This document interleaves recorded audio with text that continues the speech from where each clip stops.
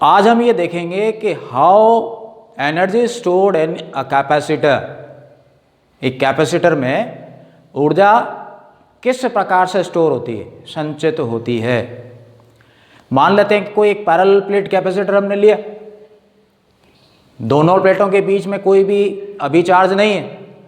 जब इसको सोर्स से जोड़ते हैं तो हम ये जानते हैं कि एक प्लेट के ऊपर पॉजिटिव चार्ज, दूसरी प्लेट के इनर साइड पर उतना ही अमाउंट में नेगेटिव चार्ज डेवलप होता है। इस तरह से जितना उसका कैपेसिटेंस है उतना चार्ज ये होल्ड कर पाता है। तो ये जो चार्ज इसने होल्ड किया है, जो एनर्जी स्टोर्ड है वो पोटेंशियल एनर्जी कहलाती है। तो कैसे इसका एक्सप्रेशन फाइंड आउट करें, लेट्स सी। मान लेते हैं कि हमने एक ऐसा कैपेसिटर लिया है जिस पर इनिशियली कोई चार्ज नहीं है। जैसे ही आप उसको फर्स्ट सेगमेंट ऑफ चार्ज देते हो,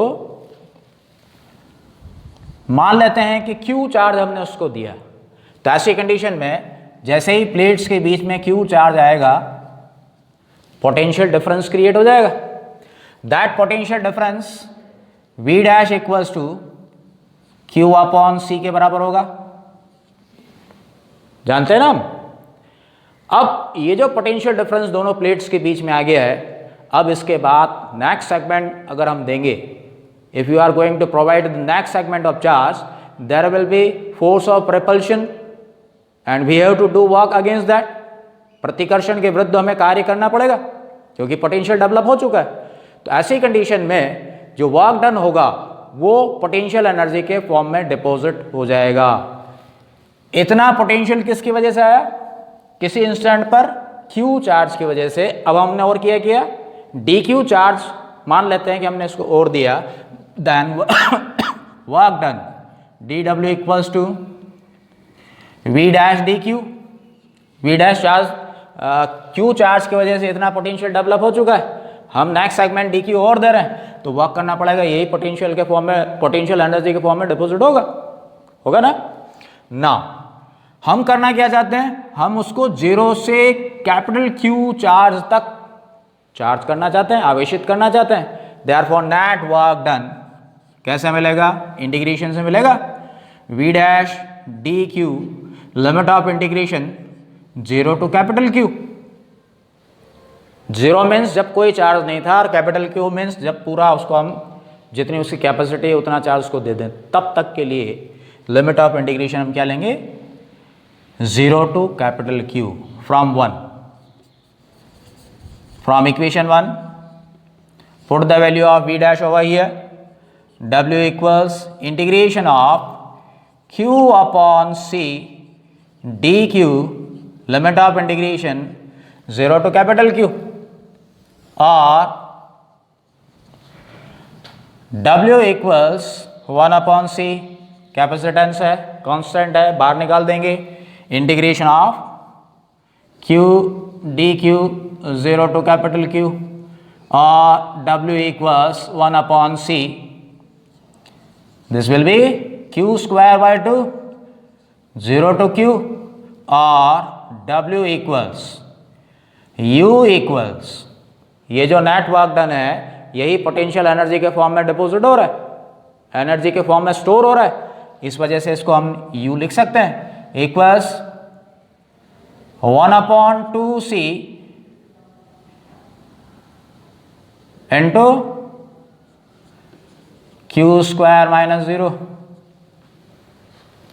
or energy stored U equals 1 upon 2 Q square upon C. Let this is equation number 2. Since Q equals CV जानते हैं हम, इसलिए इसको कैसा लिख सकते हैं? U equals half C square V square upon C. C is cancelled out, or U equals half CV square. ये इसका दूसरा फॉर्म हो गया। इसी तरीके से कि V equals to Q upon C, जानते हैं ना। ये इक्वेशन नंबर 2 में हम वैल्यू पुट करें, putting this value in equation number 2,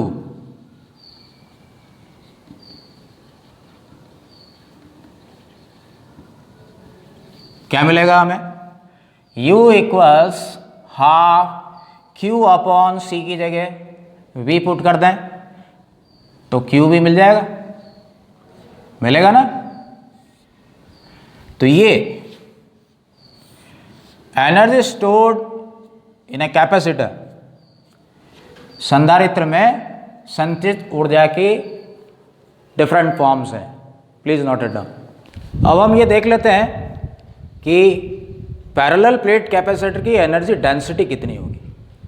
अभी अभी हमने एक्सप्रेशंस देखे कि कैपेसिटर में जो एनर्जी होगी वो U इक्वल्स टू 3 तरीके से दी जाएगी, अभी अभी अपन ने देखा। अब हम ये देख लेते हैं कि एक पैरेलल प्लेट कैपेसिटर की बात की जाए तो उसकी एनर्जी डेंसिटी क्या होगी। तो हमने ये माना है कि एक पैरेलल प्लेट कैपेसिटर है जिसकी प्लेट का एरिया कैपिटल ए,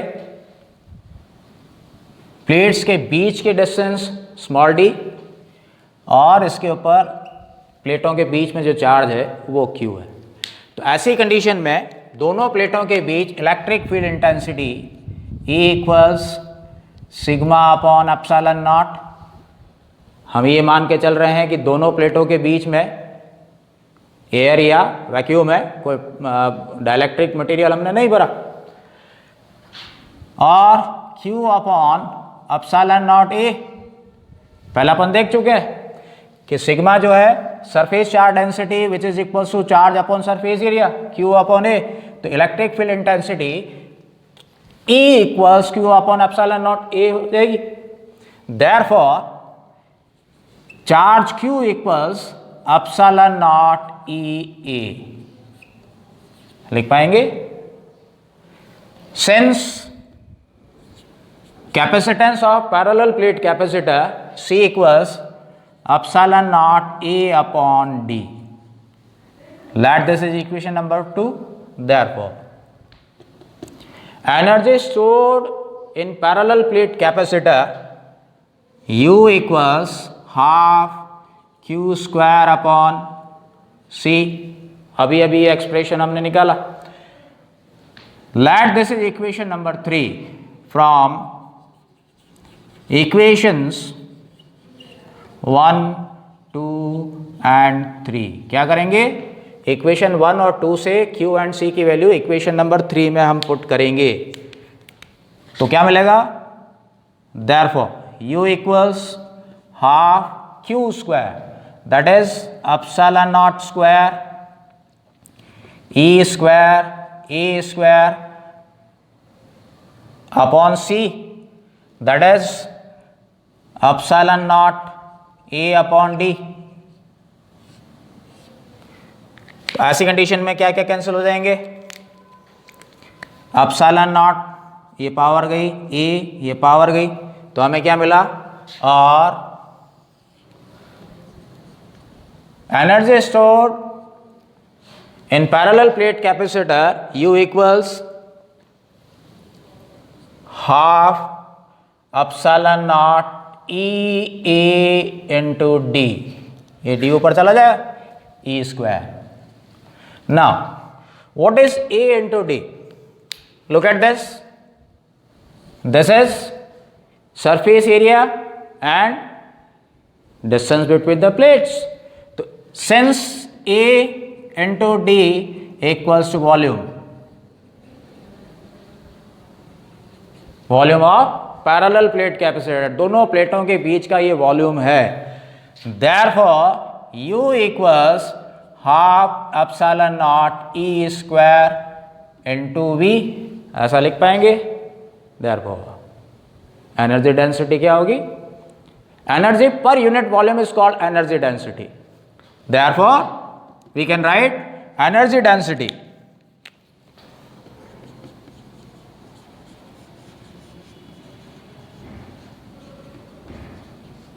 क्या होती है? Energy density it is nothing but energy per unit volume.